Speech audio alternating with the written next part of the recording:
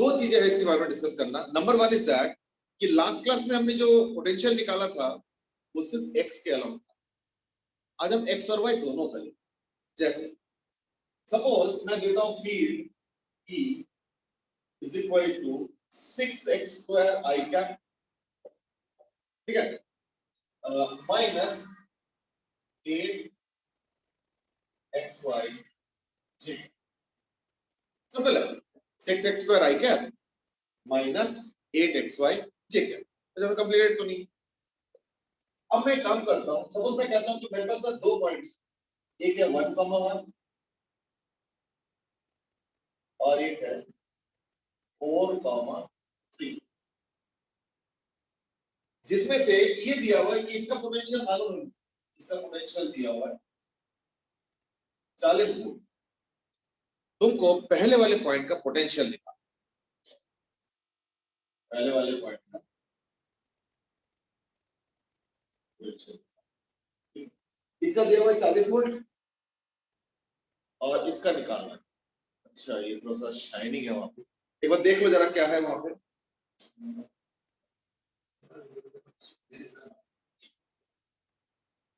क्या please,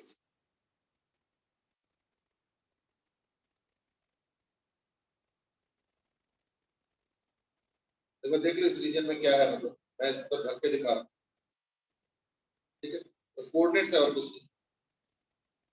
right,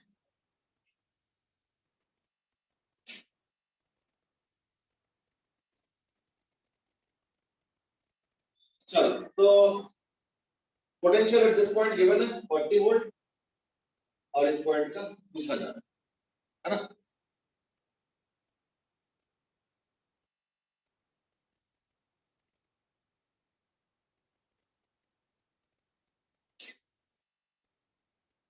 yes, go ahead.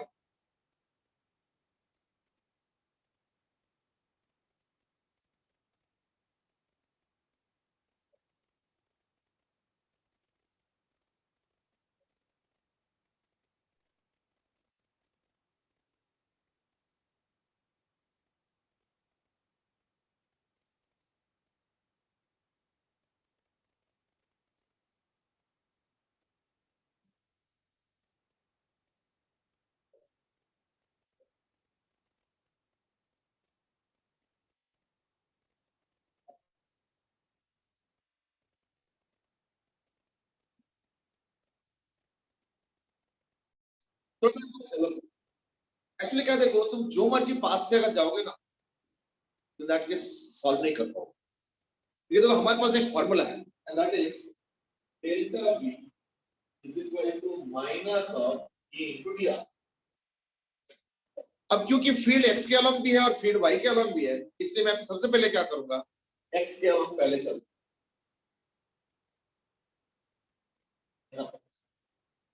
हूं। से क्यों ना, देखो ऑप्शन है, तुम y के अलोंग भी चल सकते हो, कोई दिक्कत नहीं।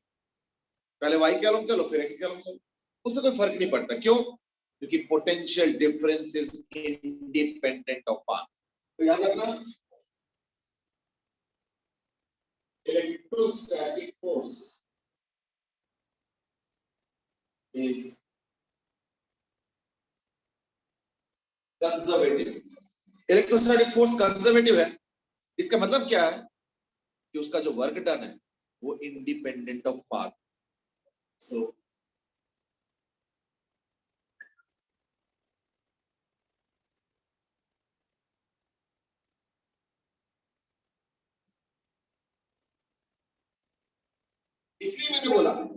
इसलिए मैंने बोला कि चाहे इधर से होके इधर से जाओ या इधर से होके इधर से जाओ, कोई फर्क नहीं पड़ता, फिर भी ओके है, ठीक है।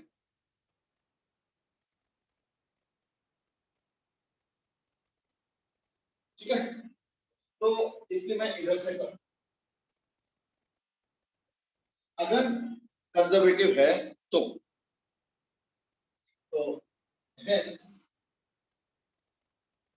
potential difference is independent of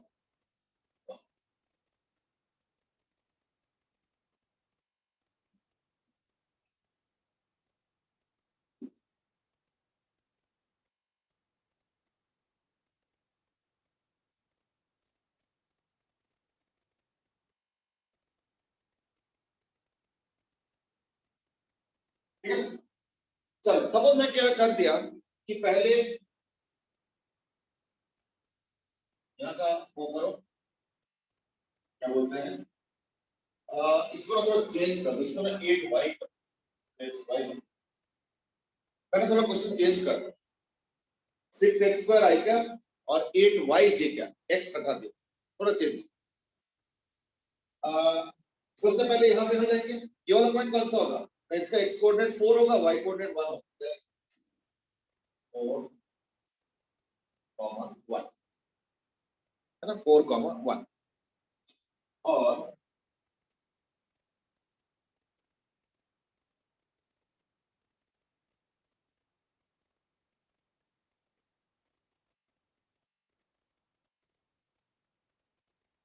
तो पहले काम करते हैं, पहले यहां से लेके यहां तक जाते हैं, देखते हैं वर्क डन क्या होता है, या ई डॉट डी आर का वैल्यू। तो ए से बी से C, from A to B,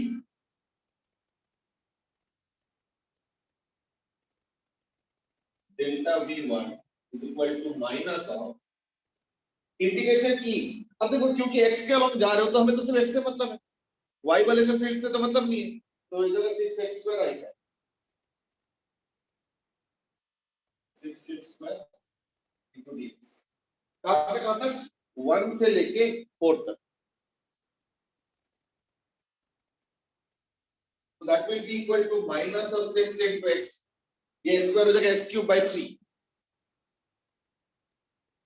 तो 3 से कैंसिल होके 2 और लिमिट्स 1 से लेके 4, यानी minus of 2 into x cube यानी 4 क्यूब माइनस 1 क्यूब, तो 4 क्यूब मतलब 64 माइनस 1, 63 into 2 126 यानी इक्वल टू माइनस 126।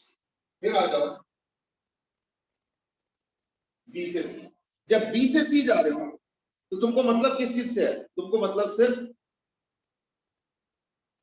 तुमको सिर्फ मतलब है वाई वाले फील्ड्स, है ना, तो delta V 2 is equal to Y वाले फील्ड से मतलब क्या होता है, वाई कोऑर्डिनेट कहां से स्टार्ट किया, 1 से लेके 3 तक,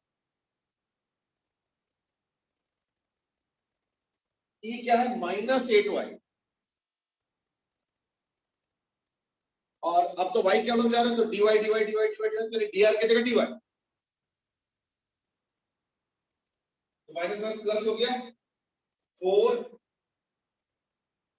वो एक्चुअली y का होगा y स्क्वायर बाय 2, है ना, y square by 2, actually 8,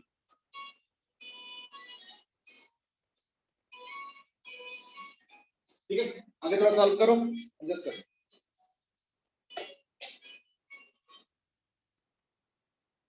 hello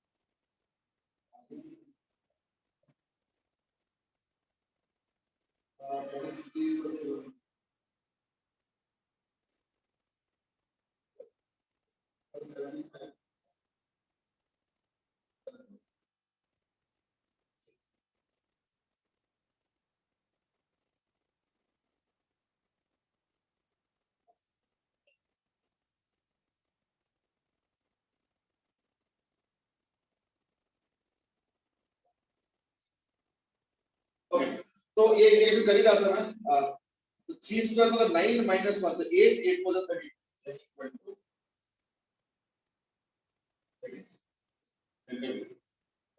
plus side को ध्यान रखना।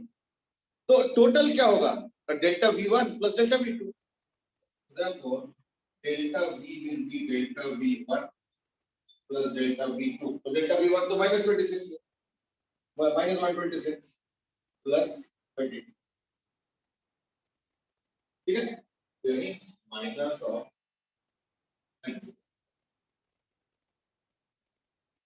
And what is delta V? Final potential minus initial। तो जगह तो है नहीं, यहाँ पे मिटा देता हूँ मैं और यहीं पे लिख देता हूँ।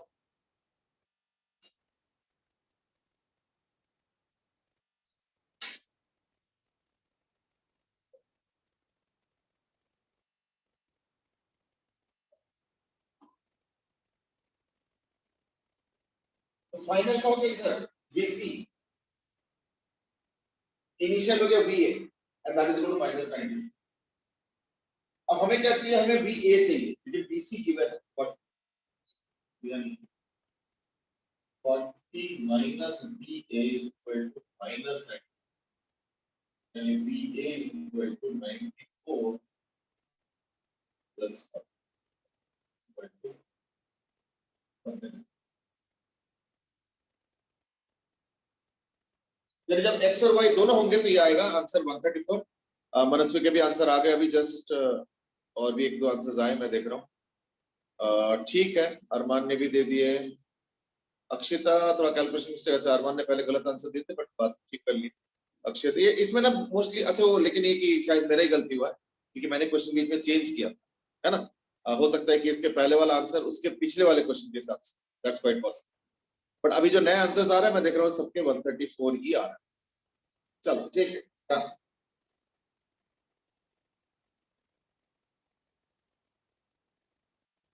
सर एक्सक्यूज मी सर। सर वो जो लास्ट अगर हम एक्स करते भी तो वो भी कोई डिफरेंस नहीं होता ना, क्योंकि वो जे उसमें वो इफेक्ट नहीं होता क्योंकि कांस्टेंट था।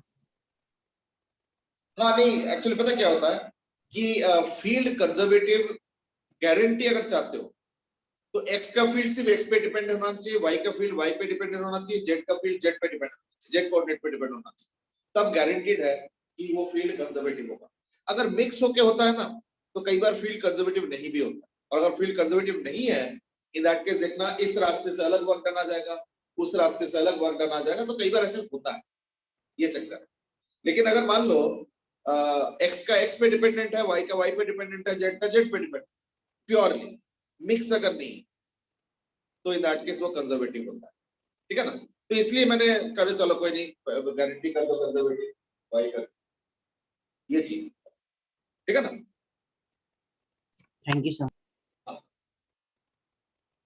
अच्छा अब एक काम करते हैं, अब एक मिक्स वाला करते हैं, लेकिन उसके पहले पहले क्वेश्चन समझ लो, इसमें अगर कोई डाउट हो तो पूछ लो।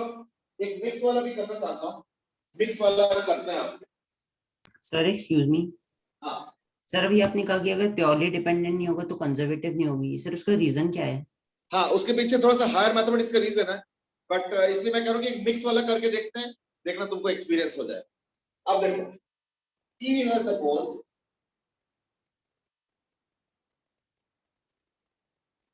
12x² आई क्या, ठीक है, माइनस 8y² नहीं 8y जे, ये दिया हुआ है और ये दिया हुआ है, और तुमको अगेन 1,1 का दिया हुआ है, इस बार 40 वोल्ट, और पूछा जा रहा है 3,2।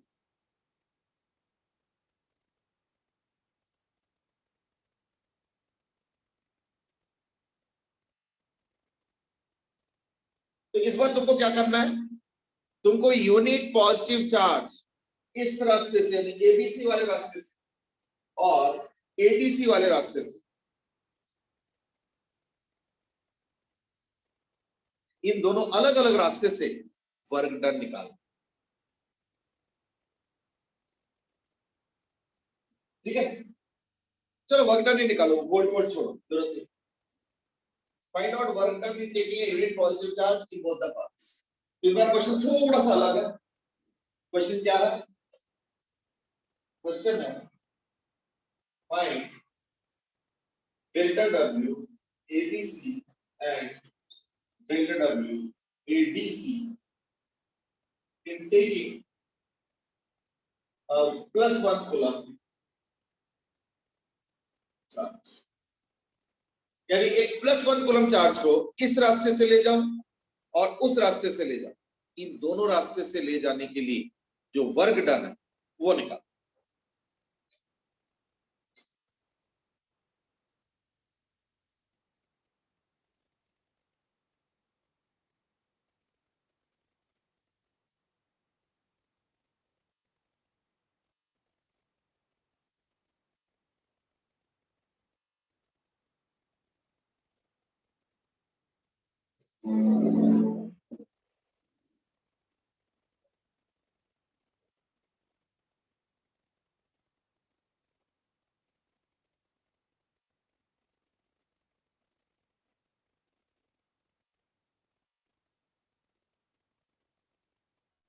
सर एक्सक्यूज मी, हाँ, सर ये ए के कोऑर्डिनेट्स क्या हैं?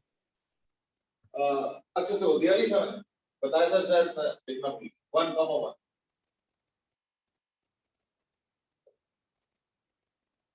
तो ऑब्वियसली फिर ये हो जाएगा, बी का हो जाएगा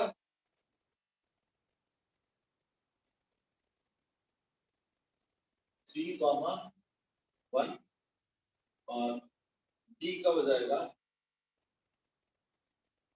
1,2। तो पहले एबीसी का निकालते हैं।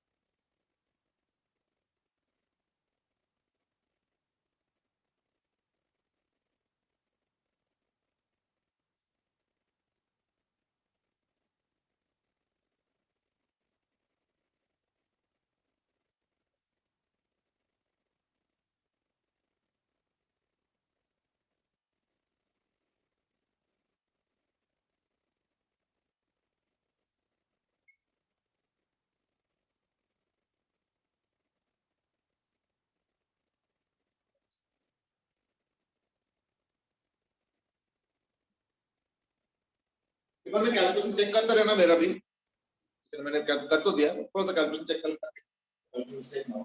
और अब हम कर रहे हैं डेल्टा W ADC।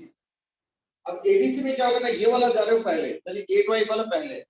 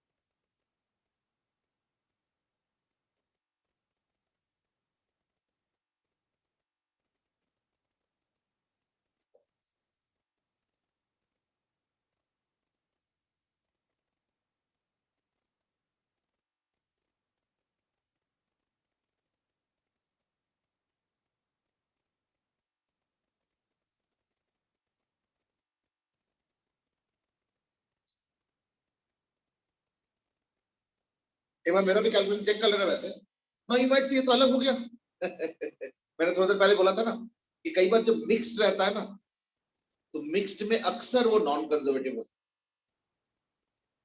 है। नो ये डिफरेंस आया क्यों? यही तो फील्ड है, ये एक्स के अलॉन्ग, ये वाई के अलॉन्ग, ये डिफरेंस क्यों आया? डिफरेंस पता है क्यों आ रहा है?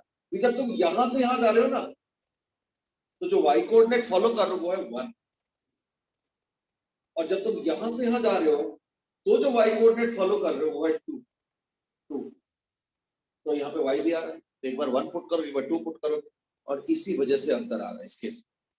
ठीक है ना, वो चेक कर लो।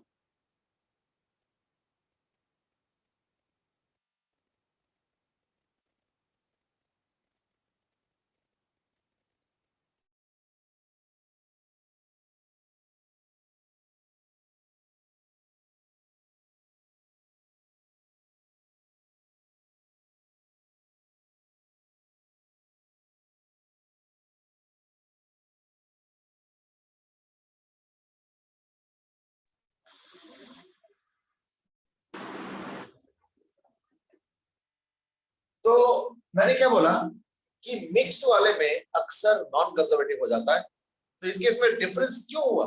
कि जब तुम इस रास्ते से जा रहे हो और जब तुम इस रास्ते से जा रहे हो तो वाई कोऑर्डिनेट अलग अलग, और उस वजह से थोड़ा सा फर्क पड़ गया। बाकियों में ज्यादा दिक्कत नहीं हुआ, और वो वाई कोऑर्डिनेट के चक्कर में, क्योंकि यहाँ पे मिक्स्ड है ना, वाई कोऑर्डिनेट भी है, तो इस रास्ते का वाई कोऑर्डिनेट और इस रास्ते का वाई कोऑर्डिनेट अलग है। इस वजह से क्या होता है ना, वर्क डन थोड़ा सा अलग आ गया। और यानी इससे हम एक कंक्लूजन करेंगे क्या, कि क्योंकि दो अलग अलग रास्ते से वर्क डन अलग अलग आया, यानी ये कंजर्वेटिव तो नहीं, तो ये हो जाएगा non conservative. Excuse me sir. हाँ बोलो। सर जब हम सिर्फ y कोऑर्डिनेट कंसीडर कर रहे हैं तो हम ये 12x² y वाला उसमें कंसीडरेट क्यों नहीं कर रहे हैं? नहीं तो 12 का तो कंसीडर किया ना, 12 का तो इंटीग्रेशन हो रहा है, तो 12 का x स्क्वायर का तो इंटीग्रेशन हो रहा है, x क्यूब बाय 3 और 12 और y है। लेकिन y वन सर्वर, क्योंकि तुम इस रास्ते से जा रहे हो तो इसका तो y कोऑर्डिनेट अब 2 है ना। अच्छा ऑन द अदर हैंड पिछले बार भी ऐसे ही किया, देखो x स्क्वायर का x क्यूब बाय 3 था, और देखो 12 y पिछले बार भी था, लेकिन y की जगह देखो मैंने क्या पुट किया, 1 पुट किया। इस बार देखो y की जगह मैंने क्या पुट किया, देखो डिफरेंस देखो, ऑलमोस्ट सब कुछ सेम है। देखो ये और ये देखो ऑलमोस्ट सब कुछ सेम है, बस इसमें y कोऑर्डिनेट 1 पुट कर रहा, तुम इस रास्ते से जा रहे हो तो y कोऑर्डिनेट देखो 1 हो गया, और जब इस रास्ते से जा रहे हो तो y कोऑर्डिनेट देखो 2 हो गया। ये अंतर है, ठीक है ना। हाँ अरमान तुम्हारा भी हैंड रेस्ट है। मनस्वी समझ में आ गया क्या मैं मीन कर रहा हूँ? अभी मेरा डाउट है तो पूछ लो, ऐसे कुछ नहीं है। कई बार होता है कि मैंने कुछ एक्सप्लेन किया, वो तुम्हारे थॉट्स को पार्शियली क्लियर किया, पूरा नहीं, तो पूछ लो। अरमान तुम भी हैंड रेस किए हो। सर मेरे को डाउट था कि हम लोग ने यहाँ पर ऐसा पाथ चूज किया जिसमें y कोऑर्डिनेट कांस्टेंट रह रहा है, अगर ऐसा ना हो तो क्या करेंगे? नहीं देखो, अगर तुम बोलोगे मुझे ना उत्पटन से पाथ का आंसर निकाल के दिखाओ, वो नहीं कर सकते। क्यों? फिर कैसे इंटीग्रेट करो? तुम बोलोगे मैं ना ऐसे जाऊंगा, यूं ऐसे करूं, अब जाओ कोई दिक्कत नहीं है। कुछ ना कुछ आंसर भी आएगा, पर मैं उसको सॉल्व नहीं कर पाऊंगा। क्यों? मैं इंटीग्रेशन ही नहीं कर पाऊंगा। इंटीग्रेशन के लिए स्ट्रक्चर चाहिए, रूल चाहिए, मैथमेटिकल डिस्क्रिप्शन चाहिए। अब तुम बोलोगे नहीं मैं तो यूं यूं यूं यूं यूं ऐसे, अब उसको मैथमेटिकली कैसे डिस्क्राइब करोगे? ये चक्कर है। सर मेरा डिस्क्रिप्शन है क्या, तो यहाँ पे x coordinate sorry y coordinate fix है, इसका डिस्क्रिप्शन है क्या है, इसका y कोऑर्डिनेट फिक्स है, तो यानी एक प्रॉपर चैनल पाथ से जा रहे, तो उसका इंटीग्रेशन करके आंसर निकले। मैं ही नहीं करूँ कि इसका कोई वर्कडन नहीं होगा, वर्कडन तो होगा कुछ ना कुछ, शायद अलग होगा, बहुत रेयर चांस है कि सेम हो जाए, बट कितना है कोई गारंटी नहीं दे सकता हूँ। हाँ इसका निकाल सकता हूँ, इसका निकाल सकता हूँ, एक आध और का भी निकाल लूंगा। तुम बोलोगे नहीं मैं तो ऐसे जाऊंगा, यूं यूं यूं, इसका भी निकल जाएगा। यानी x के पैरेलल और y के पैरेलल तुम जो मर्जी रास्ता अपनाओ, कोई दिक्कत नहीं। तुम बोलोगे नहीं मैं तो ऐसे जाऊंगा, यूं नीचे फिर ऐसे फिर ऐसे फिर ऐसे फिर ऐसे फिर ऐसे, कोई दिक्कत नहीं, क्योंकि तुम तो x और y के पैरेलल पैरेलल ही जा रहे हो ना, तो उसका निकल जाएगा। पर अगर बोलो रैंडम, तब नहीं निकलेगा। ठीक है। हाँ मनस्वी तुम कुछ पूछ रहे थे या हो गया उसका क्लियर? सर वो मेरे को समझ आ गया सर, एक क्वेश्चन और था। हाँ बोलो। सर इससे ये डिस्प्रूव नहीं हो गया कि मतलब इलेक्ट्रिक स्टैटिक फोर्स कंजर्वेटिव हो भी सकती नहीं भी हो नहीं तो सकती? ये किसने कह दिया कि इलेक्ट्रोस्टैटिक फोर्स है ना? ये एक फील्ड है, बट इलेक्ट्रोस्टैटिक होना ये जरूरी नहीं। देखो इलेक्ट्रोस्टैटिक अगर होगा तो कंजर्वेटिव होगा, पर याद रखना फील्ड हमेशा इलेक्ट्रोस्टैटिक नहीं होता, फील्ड इलेक्ट्रोडायनेमिक भी होता है। तो जैसे जब क्वेश्चन हमने सॉल्व करना शुरू किया तो मुझे भी नहीं पता था कि इलेक्ट्रोस्टैटिक वाला फील्ड है या इलेक्ट्रोडायनेमिक वाला फील्ड, बट अब मुझे पता चल गया कि इलेक्ट्रोस्टैटिक फील्ड तो ये हो ही नहीं सकता। क्यों? इलेक्ट्रोस्टैटिक फील्ड में कंजर्वेटिव होगा। तो चलो मैंने लिखा होगा कहीं ना कहीं, शायद इसके पहले स्लाइड उसमें लिखा था बोर्ड में, is that electrostatic field is always conservative. नहीं तो लिख दो कोई बात नहीं, ठीक है ना। इलेक्ट्रोस्टैटिक फील्ड अगर होगा तो हमेशा कंजर्वेटिव। तो इलेक्ट्रोस्टैटिक फील्ड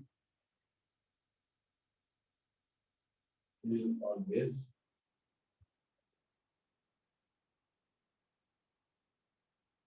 conservative। ठीक है। हाँ अरमान, तुम्हारा कुछ आधा अधूरा रह गया डाउट या हो गया क्लियर? सर मेरे को बस ये डाउट था सर, वैसे तो मेरे को समझ आ गया। मैं सिर्फ ये सोच रहा था सर कि ए से सी पे डायगोनली भी नहीं कर सकते होंगे ना फिर तो? नहीं, डायगोनली भी तो मुश्किल है। अच्छा देखो अच्छा। अगर डायगोनली मान लो अगर इक्वल इक्वल करना चाहते हो तब तो फिर भी हो जाएगा, dx और dy कर, बट जो मर्जी पाथ से वर्क डन तुम नहीं निकाल पाओ, ठीक है ना। ठीक है इसलिए सर, मैंने बोला थैंक ना यू। कुछ एक पैरामीटर को तुमको हाथ में लेके चलना पड़ेगा, या तो x को फिक्स कर दिया या y को फिक्स कर दिया, कुछ तो फिक्स करना पड़ेगा, तब क्या होता है इंटीग्रेशन आराम से कर पाओ, ठीक है ना। चलो तो दैट वाज अबाउट योर, यानी एक कंक्लूजन इस केस में ये हो गया क्योंकि अलग अलग रास्ते से वर्क डन अलग अलग आया है, तो यानी फील्ड तो नॉन कंजर्वेटिव। बट अभी रुक जाओ, एक प्रॉब्लम और भी है। क्या? सपोज तुम यहां से गए और तुम यहां से ए से बी जा रहे हो, ऐसे ऐसे ऐसे और ऐसे गए, path 1 path 2, if delta W1 is equal to delta W2, then field is conservative। Akshita, इसका आंसर ट्रू है या फॉल्स है? यस बेटे, ट्रू या फॉल्स है? Sir false. फॉल्स। क्यों? सर क्योंकि वो नॉन कंजर्वेटिव में भी सेम आ सकता है, मतलब। क्यों? नॉन कंजर्वेटिव तो अलग बोला ना।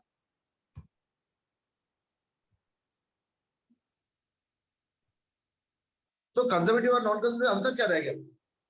हाँ सर, ट्रू होगा फिर। वर्क सेम आना चाहिए, और नॉन कंजर्वेटिव में क्या होगा ना, अलग अलग आ सकता है। तो फिर हाँ, ट्रू आगे बोलो। होगा फिर तो। हाँ सर ट्रू होगा फिर। ट्रू हो जाएगा। अरे ये तो जल्दी हार गए, हिम्मत हार गए। आर्गुमेंट को डिफेंड नहीं करने का मन नहीं कर रहा। चलो और कोई आंसर बेटे? अक्षत? सर ट्रू है। ट्रू है। ध्रुव? Answer true. अच्छा एक मिनट, मैं भी दोबारा पढ़ूं। अच्छा चलो ठीक है, ट्रू बता रहे हो ना, ठीक है। अजितेश? सर ट्रू है। अच्छा किसका आंसर फॉल्स है क्या? सर मेरा फॉल्स है। अच्छा फॉल्स क्यों है? सर मेरे हिसाब से इसका कन्वर्स ट्रू होगा कि फील्ड कंजर्वेटिव होगी तो ऐसा होगा। इसका ये मतलब नहीं कि वर्क डन हो गया तो भी कंजर्वेटिव है, क्योंकि अभी सर हम डिस्कस कर रहे थे कि इलेक्ट्रोडायनेमिक में भी डिफरेंट पाथ में वर्क डन सेम हो सकता है, तो हम कंक्लूजन नहीं निकाल सकते। ओके देखो, यही करेक्ट आंसर है, फॉल्स ही करेक्ट आंसर है, और आर्गुमेंट अच्छे तरीके से बताया तुमने। अब मैं इसको थोड़ा सा और पॉलिश तरीके से बता रहा हूँ, बट ऑलमोस्ट सिमिलर, कोई ज्यादा अलग नहीं बताऊंगा। इज दैट ये देखो, कंजर्वेटिव का मतलब होता है हर रास्ते से वर्क डन सेम होनी चाहिए, समझो ना। अब ये तो हो ही सकता है ना बाई चांस कि 25 अलग अलग रास्ता ट्राई करो, तो हो सकता है कि उनमें से 4 का सेम आ जाए और बाकी 21 का अलग आ जाए, तो कंजर्वेटिव तो नहीं हुआ ना, नॉन कंजर्वेटिव हुआ ना। थोड़ा ध्यान से सुनो, कंजर्वेटिव का मतलब होता है हर रास्ते से वर्क डन सेम आना चाहिए। नॉन कंजर्वेटिव में हर रास्ते में वर्क डन अलग नहीं है, कैसे कोई अलग आएगा ऐसी कोई गारंटी नहीं, पर कभी कभी ना कभी अलग आएगा। अब मान लो मैंने 25 रास्ते, मैं उसी एग्जांपल को दोबारा दोहराऊं, सपोज 25 अलग अलग रास्ते से तुम गए, 4 में सेम आया और बाकी 21 में अलग अलग आया, हो गया। अब वो जो 4 सेम आया उनमें से तुमने 2 चूज कर लिया तो वर्क डन तो सेम आ गया, तो तुमको लग रहा होगा शायद कंजर्वेटिव है, ऐसे नहीं। यानी समझो, अगर वर्क डन 2 रास्ते का अगर सेम है तो कंजर्वेटिव हो भी सकता है, नहीं भी हो सकता। पर अगर कंजर्वेटिव है तो 2 अलग अलग रास्ते का वर्क डन डेफिनेटली सेम आएगा, चाहे तुम का रास्ता कैसे भी चूज करो, ये चीज। तो therefore I will say like this, यानी 2 रास्ते में तुम कंजर्वेटिव नॉन कंजर्वेटिव इतना जल्दी क्लेम नहीं कर पाओ। पर हाँ, 2 अलग अलग रास्ते में अगर वर्क डन अलग आ जाए तब तो श्योर शॉट है कि ये नॉन कंजर्वेटिव होगा, ठीक है ना। तो देयरफॉर फॉर, यानी कंक्लूजन क्या हो रहा है, for 2 different paths, if delta W1 is equal to delta W2, then it may be conservative. But if delta 1 not equal to delta W,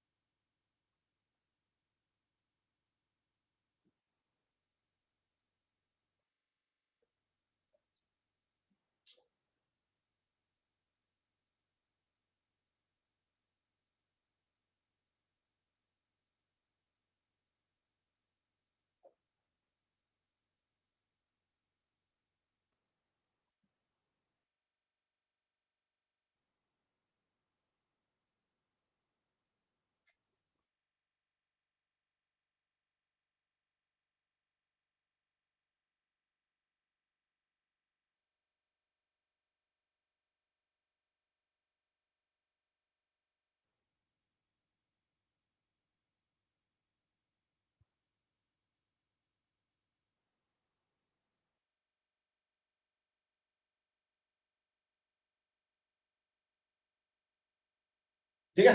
ये इसका मोटा मोटा कंक्लूजन, और यही तुमको भी समझना है और याद करना है।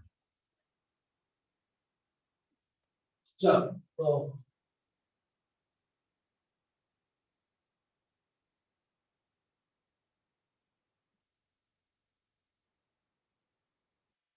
now with that we come to the end of the discussion on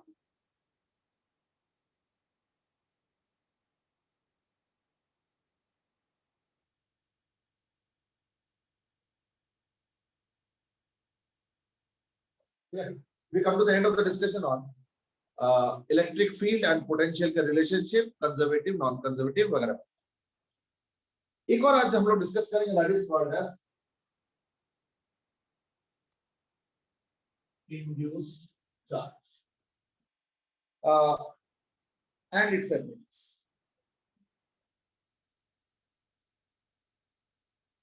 खास करके मेटेलिक बॉडीज है ना। हाँ अरमान, तुम्हारे हैंड रेस्ट है।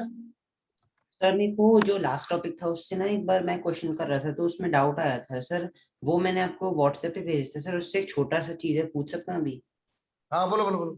सर वो उन्होंने अगर मल्टीपल मतलब कॉम्प्लेक्स हो इलेक्ट्रिक फील्ड जिसमें एक्स वाई दोनों कोऑर्डिनेट्स का हो, उसमें सर उन्होंने एक अलग मेथड यूज कर रखा है। उसमें उन्होंने सॉल्यूशन में डी, जैसे अगर वाई आई प्लस एक्स जे है तो उसमें उन्होंने डी आर से स्केलर प्रोडक्ट निकालते हुए डी आर को भी कंपोनेंट में चेंज करके और फिर उनका मल्टीप्लाई करके वो अल्टीमेटली वही आएगा। क्यों? क्योंकि डी आर को कैसे लिखोगे, D X I cap plus D Y J cap और जी E dot D R. Yes sir. तो बस वो आई वाले आई के साथ आ जाएगा, जे वाले जे के साथ आ जाएगा। सर लेकिन फिर ना ऐसा आ गया था जैसे negative Y D X plus X D Y था, फिर उन्होंने उसको डी ऑफ एक्स वाई लिख दिया। वो कैसे किया सर? नहीं वो तो होता ही है ना। जैसे मान लो सपोज एफ हो जाता है is equal to suppose X Y, तो डी एफ, ठीक है ना। जैसे मान लो तुमको निकालना है डी एफ डी एक्स, ठीक है ना। तो क्या होगा ना, 1 into y या एक काम करो, डीएफ डीजेड, डीएफ डीजेड निकालना, तो क्या करोगे, DX DZ into Y plus X into DM, क्या बोलते हैं, डीएक्स। अब तो अगर डी dz होगा नहीं सर, ये dy by dz होगा ना। Equal to Y DX plus X DY, तो दैट इज व्हाट, अब f तो xy है ना, तो is equal to d into xy। या ये मैथमेटिकल जगलरी है एक्चुअली। अब आ गया, देखो जरा एक बार, अच्छा okay sir, thank you sir. है ना। तो यानी क्या कि मैंने डीजेड को, सॉरी ये डीजेड हो, तो मैंने क्या किया, डीजेड से 1 थ्रू मल्टीप्लाई कर दिया, तो क्या आ गया ना, df is equal to y dx plus x dy, ये आया ना, देखो। थैंक यू तो सर। y तो xy है, तो df को फिर मैं dxy भी लिख सकता हूं, है ना, ये चीज।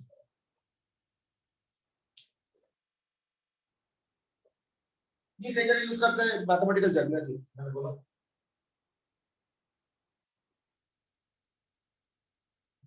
चलो, anyway, let's go back to our topic of discussion, that is on induced charge। देखो induced charge से होता क्या है, नंबर 1 जो इफेक्ट होता है वो है कि इलेक्ट्रिक फील्ड मेटल के अंदर जीरो कर देता है। जैसे मैं क्वेश्चन, सपोज मैं कहता हूं कि मेरे पास एक स्क्वायर है, तो लेंथ L है, L में ये भी L, और इसके सेंटर से उस 2L डिस्टेंस एक चार्ज Q होता है। बाय द वे, ये स्क्वायर क्या है ना, ये क्यूब है metallic, this is a metallic solid cube. वैसे सॉलिड हो ऑलो एक ही चीज है, इसके ऑलो भी,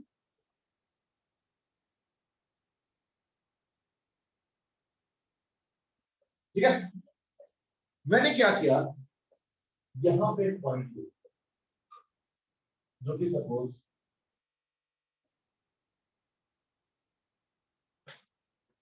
ठीक है, और क्वेश्चन पता क्या है, find magnitude of electric field at point P due to induced charges. But इस डिस्कशन के पहले मैं एक बार फिर से एक चीज याद दिलाऊंगा, एंड दैट इज, कोई भी अगर बॉडी लेते हो ना मेटेलिक, तो उसके अंदर फील्ड इंटेंसिटी 0 आता है ना, कोई भी मेटेलिक बॉडी के अंदर फील्ड इंटेंसिटी 0 आता है।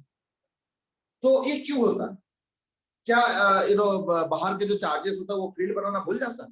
ऐसे नहीं है।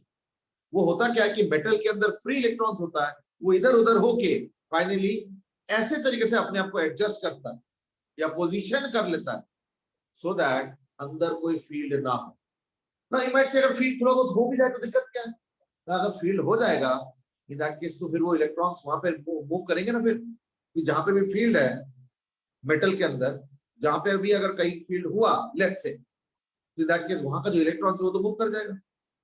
तो कब तक मूवमेंट होगा, तो जब तक इलेक्ट्रॉन्स ऐसे ऐसे मूव कर जाएं सो दैट अंदर कोई नेट फील्ड ना रह जाए, तब तक चार्ज मूव करते रहेंगे। देयरफॉर अंदर जो फील्ड इंटेंसिटी होगा वो हमेशा 0 होगा, ठीक है।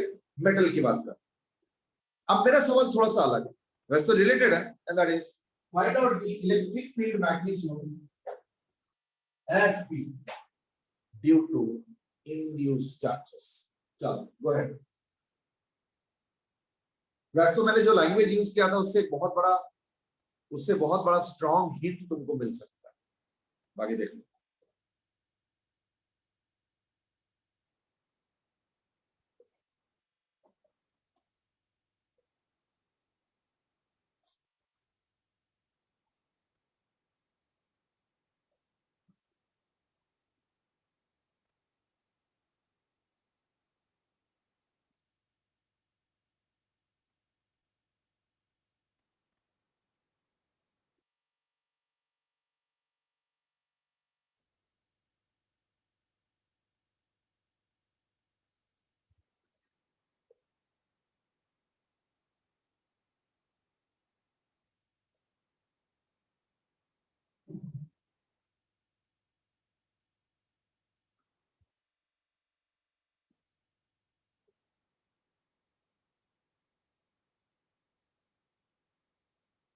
ओके, एक आंसर तो आ चुका है।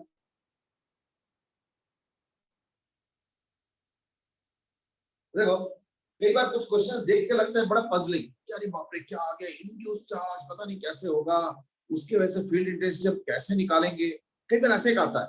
बट अगर तुम बेसिक्स पे चले जाओ ना तो क्वेश्चन बहुत आसान। अब बता दो क्यों।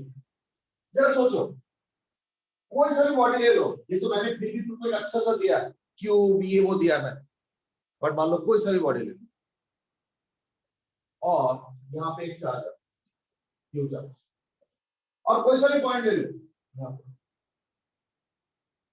और मैं सपोज पूछता हूं और वो डिस्टेंस आर दे रहा है, तो अगर ये मेटल है ना, ये मेटल, अगर मान लो ये मेटल नहीं होता तो क्यू चार्ज की वजह से हम फील्ड इंटेंसिटी होता है ऐसे, कितना होता है K Q by R square, है ना। लेकिन मेटल होने की वजह से क्या होगा ना, अंदर फील्ड इंटेंसिटी जीरो होगा। अब ये जीरो कैसे होगा, जीरो तो एक ही तरीके से हो सकता है ना, कैसे ना, अगर इसको कोई अपोज भी करे तो देयरफॉर क्या होगा, यहाँ पे तो ये हो गया E ड्यू टू Q, ये, और ये जो दिख रहा है ना, ये है E due to induce charge, यानी इंड्यूस चार्ज ने वही इलेक्ट्रिक फील्ड बनाया in the opposite direction as charge Q। तभी तो नेट ऑपोजिट होके बैलेंस होके जीरो बनना है, क्योंकि मेटल के अंदर तो फील्ड इंटेंसिटी बनना नहीं है, पर क्यू चार्ज तो बनाएगा ना अपना फील्ड, उस तो इन्फ्लुएंस होगा ना। तो फिर इन्फ्लुएंस खत्म कैसे हो रहा है, क्योंकि इंड्यूस चार्ज भी उतना ही इन्फ्लुएंस बनाएगा इन द ऑपोजिट डायरेक्शन। अब क्वेश्चन आसान हो गया ना, क्योंकि हमें तो वही दिखा ना, induce is equal to EQ, और EQ मतलब क्या होता है, E मतलब न्यू टू चार्ज Q, तो क्या होता है K Q by R square, तो वही चीज यहाँ पे मिला है। ये डिस्टेंस निकाल लो, तो ये R क्या हो जाएगा ना, 2L whole square plus L by 2 whole square का, दैट्स इट। ये 4 हो गया, ठीक है ना, ये 4 है, और ये 1/4 तो 16 प्लस 1 17/2, यानी इक्वल टू रूट अंडर 17/2 है। बस, तो ये कितना इंडस्ट्री बनाएगा यहाँ पे, K Q by R square, तो देयरफॉर ये जो इलेक्ट्रिक फील्ड है वो भी क्या होगा, K Q by R square, root under 17/2 L का होल स्क्वायर, ये 4 K Q by magnitude.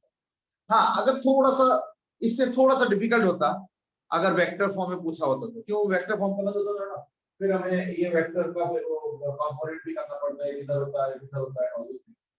But question भी किसी पूछा मैग्नीट्यूड, तो क्वेश्चन इससे ज्यादा आसान है।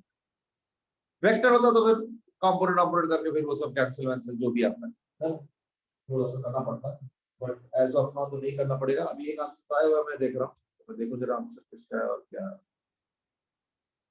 ठीक है, वही आ रहा, and that is 4KQ by 17 L square, ठीक है, 4KQ by 17 L square। देखो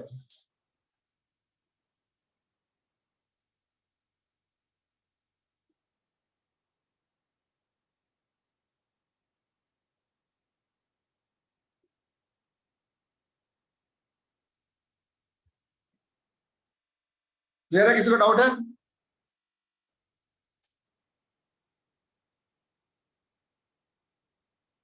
ओके, अब मैं और सिमिलर क्वेश्चन दूंगा, ये ज्यादा इंटरेस्टिंग, और वो है कि सपोज ये हॉलो स्फीयर सॉलिड भी हो सकता है,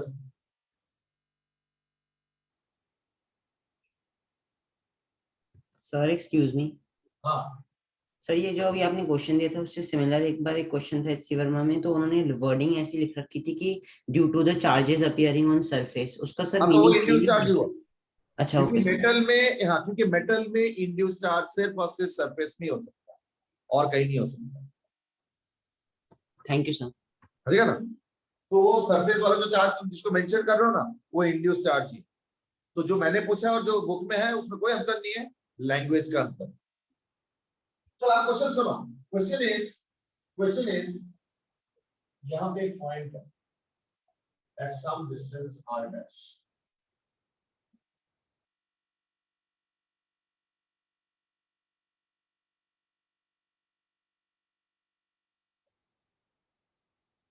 ठीक है ना?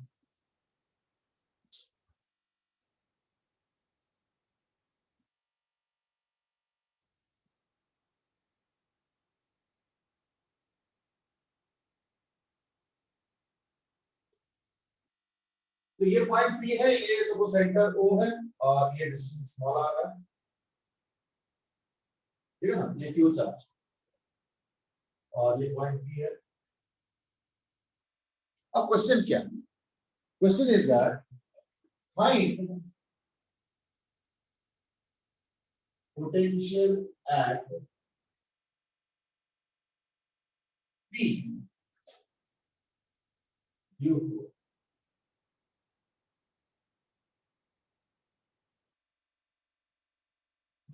ये important question.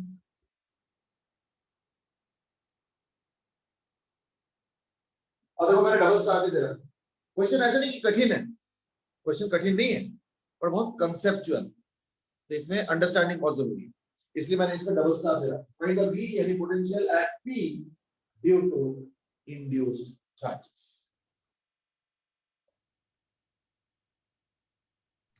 Sir excuse me, हाँ बोलो। सर ये भी मेटेलिक है ना? हाँ सब देखो, मेटेलिक अगर नहीं होगा ना तो इंड्यूस चार्ज ही नहीं होगा। इसलिए ये metallic clear.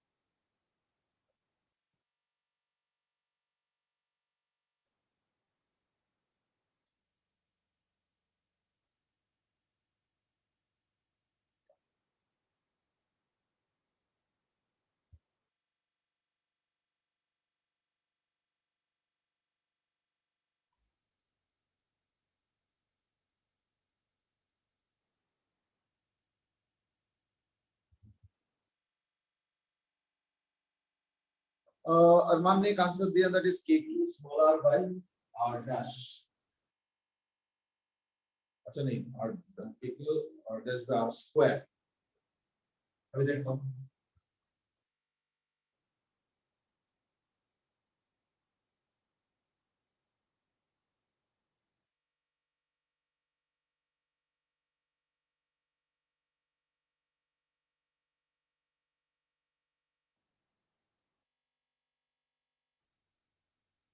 Well, Manasvi is given KQ small r minus KQ r dash. Okay, that seems to be a good answer. ये क्वेश्चन अच्छे से फॉलो करो क्योंकि अच्छा क्वेश्चन है, छोटा क्वेश्चन है बड़ा अच्छा question. Manasvi, it seems your answer is correct, I mean, but इधर मैं भी देख लेता। देखो पहली बात तो पता है, एक लॉजिक लगा और वो ये है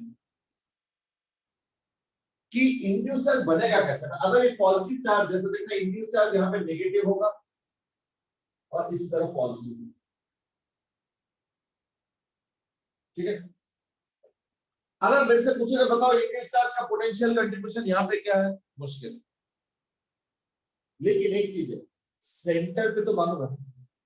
तो अगर मान लो ये प्लस क्यू डैश है, ये माइनस क्यू डैश है, ये सारा सरफेस पे, तो वो Q and Q dash are on at surface. मतलब plus Q dash and minus Q dash. तो plus Q dash वाला चार्ज और minus Q dash वाला चार्ज सारा सरफेस पे है।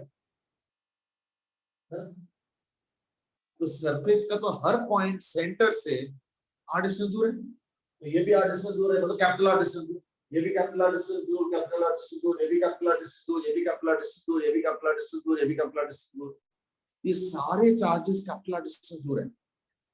इसलिए अगर इन दोनों के पोटेंशियल के contribution at the centre of the sphere देखोगे तो 0 आएगा। Therefore, contribution to potential at center by these induced charges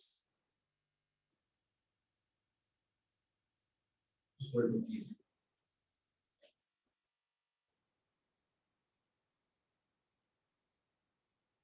अब बोलो ऐसे क्यों? क्योंकि ये सारे चार्जेस सेंटर से r डिस्टेंस दूर है और ये वाले जो चार्जेस ये भी r डिस्टेंस दूर है और दोनों इक्वल एंड ऑपोजिट चार्ज है, तो देखो पोटेंशियल कंट्रीब्यूशन 0 आएगा। तो यानी फिर फाइनली पोटेंशियल का सेंटर होगा क्या? Therefore, V at center क्या होगा? Now only due to this Q charge, it will be K capital Q by small r. Okay, अब देखो लॉजिक कितना इंटरेस्टिंग है, थोड़ा ध्यान से सुनो अच्छे से। अंदर फील्ड तो होता नहीं है ना, अगर फील्ड नहीं है यानी पोटेंशियल हर पॉइंट का सेम है। क्यों? क्योंकि E 0 का मतलब क्या होता है? dVdr 0। तो as E inside equal to 0, इसका मतलब minus dVdr is equal to 0, यानी dV is equal to 0, यानी V is equal to constant, यानी V is equal to uniform।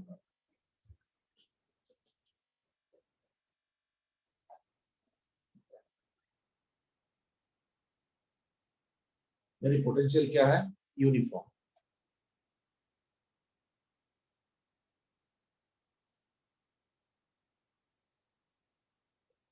है ना? पोटेंशियल क्या होगा? यूनिफॉर्म। तो पोटेंशियल यूनिफॉर्म का मतलब क्या था? हर पॉइंट पे सेम पोटेंशियल होगा और कितना होगा ना, जितना सेंटर पे है। लेकिन बट एट पॉइंट P, लेकिन पॉइंट P पे क्यू चार्ज की वजह से पोटेंशियल कितना होगा? r dash. तो at point P therefore potential has to be same as at the center, क्योंकि पोटेंशियल हर पॉइंट का सेम होना चाहिए। तो is equal to kq by r। लेकिन पॉइंट P पे जो पोटेंशियल बन रहा है वो दो वजह से बन रहा है, एक क्यू चार्ज की वजह से और एक इंड्यूस चार्ज की वजह से। But V at point P is because of VQ and V due to induced charge। Now point P का पोटेंशियल तो आ चुका है, KQ by small r, यानी KQ by small r is equal to V due to Q charge मुझे पता है r dash, KQ by r dash plus V due to induced charges। बस इससे आगे V due to induced charges।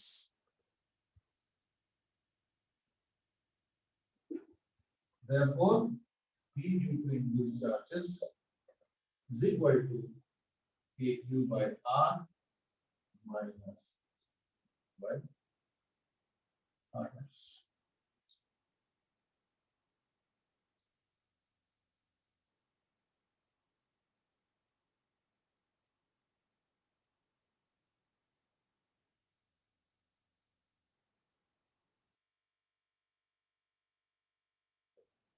Sir excuse me. हाँ बेटा बोलो। Sir वो जब आपने लास्ट क्वेश्चन किया था तो आपने एक अजीब मतलब एक रैंडम सा शेप बनाया था और उसमें लिखा था कि EQ और E इंड्यूस कैंसिल होते हैं, तो इसका मतलब EQ और E इंड्यूस इक्वल हैं। तो सर उस लॉजिक से कर नहीं सकते कि सीधा इसका निकाल लें E और फिर V निकाल लें? और फिर हम तो V का इस बार क्वेश्चन E का नहीं है, इस बार क्वेश्चन है V का। सर V में डायरेक्टली थोड़ी होता है कि कैंसिल होगा एंड ऑल। V में लॉजिक दूसरा लगा है क्या कि क्योंकि अंदर फील्ड नहीं है यानी अंदर हर पॉइंट पे पोटेंशियल सेम आना चाहिए।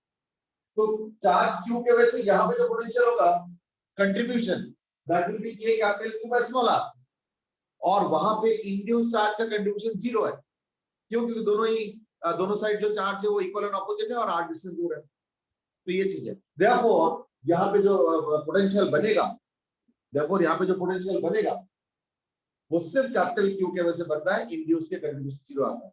और वहां पे जो पोटेंशियल बनेगा वो हर पॉइंट पे बनेगा, यहाँ कहीं पे भी, ठीक है। लेकिन किसी और पॉइंट पे कैपिटल क्यू चार्ज का पोटेंशियल तो अलग होगा ना, कंट्रीब्यूशन, तो फिर वहां पे भी सेम पोटेंशियल कैसे आ रहा है? तो वहां पे इंड्यूस चार्ज भी कंट्रीब्यूट करेंगे और कुछ ना कुछ वैल्यू आएगा, जबकि सेंटर पे इंड्यूस चार्ज का कंट्रीब्यूशन 0 था, तो मैंने उसका फायदा उठाया, बस इतना ही किया। ये देखो, तो मैंने क्या लिखा ना, V due to V at center has to what, KQ by small r, ये क्या कैपिटल Q का कंट्रीब्यूशन, क्योंकि E इंड्यूस 0 है ना, E सॉरी ये नो फील्ड इनसाइड 0 है, फील्ड इनसाइड 0 है, तो यानी कि dV 0, तो dV 0 का मतलब क्या था, V यूनिफॉर्म होना चाहिए, यानी पोटेंशियल हर पॉइंट का सेम आना चाहिए। तो हर पॉइंट का सेम मतलब सेंटर का भी सेम आना चाहिए। सेंटर में मैं क्यों ध्यान दे रहा हूं, क्योंकि सेंटर का कैलकुलेशन आसान है, इसलिए मैं सेंटर पे ही ज्यादा ध्यान दे रहा हूं, देखो। हाँ बोलो सर मैं कह रहा था कि अगर मान लो उस तरीके से किया और ई निकाल लिया और फिर इसको आर डैश से मल्टीप्लाई कर दिया, क्योंकि ई इज नहीं नेगेटिव। ऐसे कैसे होगा, क्योंकि ये तो यूनिफॉर्म नहीं होगा ना, क्या बोलते हैं कंट्रीब्यूशन। ठीक है सर, ठीक है सर, थैंक यू तो सर। नॉन यूनिफॉर्म में तो इंडिकेशन करके या तो निकालो, है ना, ये चक्कर। अब वो इंडिकेशन कर नहीं पाएंगे, क्यों, उसका पैटर्न ही नहीं पता, ये चक्कर बहुत कॉम्प्लिकेटेड सा आएगा, तो वो इंडिकेट करना भी इम्पॉसिबल है ना।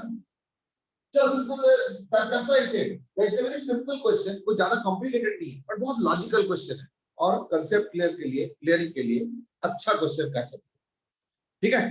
तो इस क्वेश्चन को एक बार जरूर रिव्यू करो अपने माइंड में, ठीक है ना। अच्छा, कल एक और क्लास रखना चाह रहा हूं मैं, तो कल भी 8 o'clock क्लास रख सकता हूँ? Yes sir. किसी को कोई दिक्कत?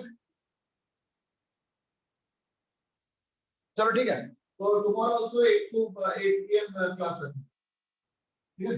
कल भी जो है 8 बजे एक क्लास रखना, ठीक है ना। चलो ठीक है, तो आज हमने लोगों ने मेनली 2 चीजों पे फोकस किया। एक था relationship between field and potential पे थोड़े से एक्सरसाइजेस किए, और नॉन कंजर्वेटिव फील्ड का भी एग्जांपल हमने आज किया है। और दूसरा है इंड्यूस चार्ज की वजह से क्या होता है, फील्ड और पोटेंशियल का कैसे कंट्रीब्यूशन होता है। ये दोनों बड़े इंपॉर्टेंट टॉपिक्स हमने आज कवर किए, छोटे छोटे टॉपिक्स है। मैंने बोला ना कि इस चैप्टर में बस छोटे छोटे टॉपिक्स हम रहेंगे, तो उन्हीं को हम लोग अब डिस्कस करेंगे इन मोर डिटेल्स, ठीक है ना। तो चलो ठीक है, आज के लिए इतना ही, will carry on tomorrow also there is a class at 8 PM, ठीक है ना। चलो आज के लिए फिर इतना ही, have a good day, bye bye. Thank you sir. Okay बेटे, thank you, good day, Thank you, sir. Thank you, Thank you, sir.